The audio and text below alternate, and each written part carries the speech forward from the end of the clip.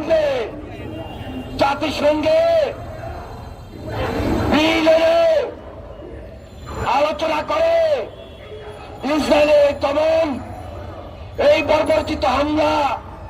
এই গণহত্যা এগুলা বন্ধ করার জন্য কঠিন উদ্যোগ গ্রহণ করতে হবে। আগামীকাল বিকাল ৩টায় বিএনপি কার্যালয়ের সামনে থেকে এই ঢাকা শহর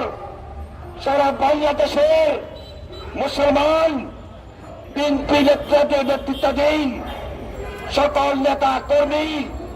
সবাই সেখানে অংশগ্রহণ করে তারেক রহমানকে শক্তিশালী করার মধ্য দিয়ে তারেক রহমানের ব্যক্তিত্বে প্রতিবাদের ভাষাকে আরো জোরদার করে তুলতে হবে। আমরা চাই একটা শান্তিপূর্ণ রাষ্ট্র, আমরা চাই একটা শান্তিপূর্ণ পৃথিবী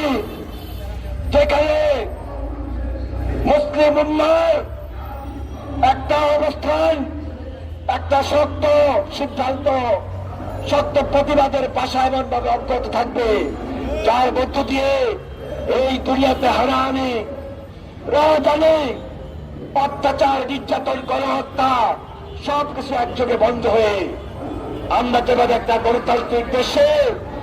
আজকে জোরালোভাবে দাবি তুলেছি, হাসিনা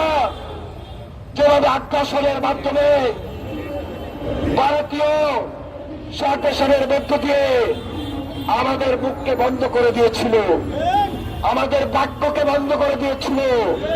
আমাদের মতামতকে বন্ধ করে দিয়েছিল, আমাদের দেশের উপর অত্যাচার নির্যাতন করে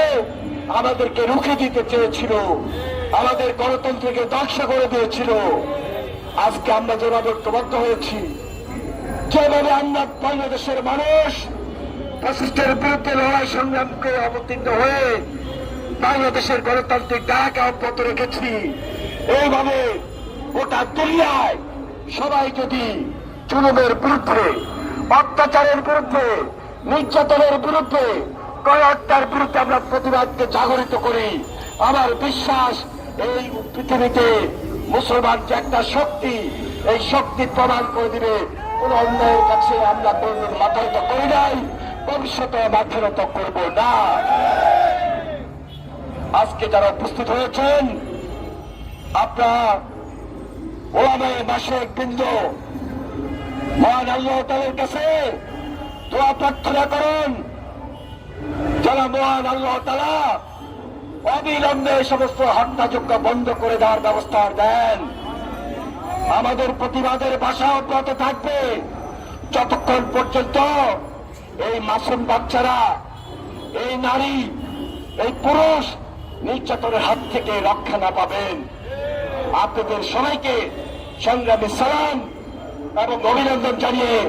আজকের বিক্ষোভ মিছিলে অংশগ্রহণ করার জন্য আবেদন জানিয়ে ওলামা দলকে সংগ্রামী শুভেচ্ছা এবং অভিনন্দন জানিয়ে আমার বক্তব্য শেষ করছি।